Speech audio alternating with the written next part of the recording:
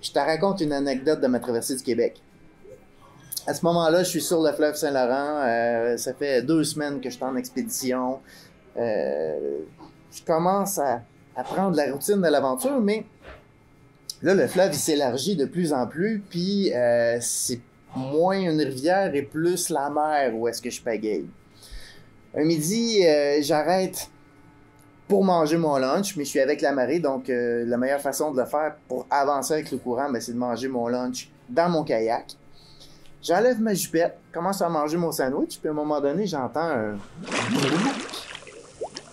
Là, je regarde au loin, puis tu sais, j'avais une crainte, parce qu'en fait, des bulles comme ça peut être aussi mon kayak qui prend l'eau. Puis là, s'il prend l'eau, je suis à 5 km des côtes, le fleuve est à 3 degrés Celsius. Là, il y a comme un stress qui s'installe, tu sais.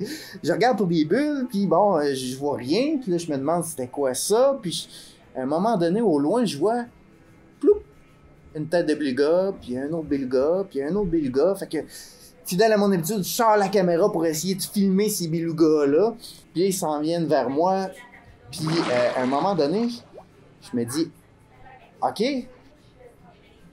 c'est dangereux, les belugas?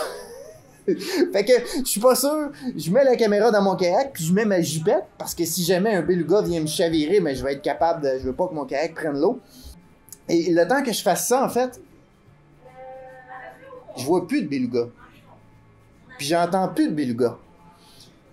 Fait que je regarde en avant, pas de beluga, à droite il y en a pas, à gauche il y en a pas, et à un moment donné j'entends pouic, plouch. Et ça, c'est un bruit que je connaissais. C'était le bruit de ma dérive de kayak qui venait de lever et descendre. Donc, je me tourne pour regarder en arrière, un peu comme d'un film d'horreur, en fait. Parce que, tu sais, là, je ne sais pas, moi, si des belugas, c'est dangereux ou pas.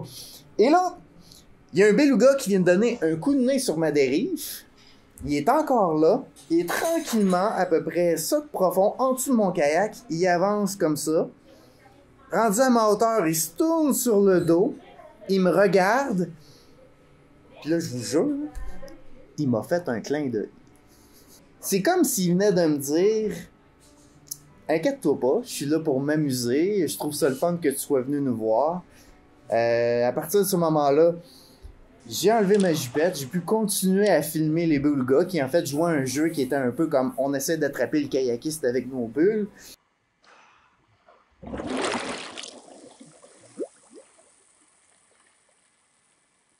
Puis quand je suis reparti pour les 5 km suivants, ben, je les entendais en arrière de moi.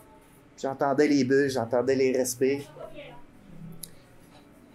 Ça, c'était le début d'une série de rencontres avec des animaux durant la traversée du Québec.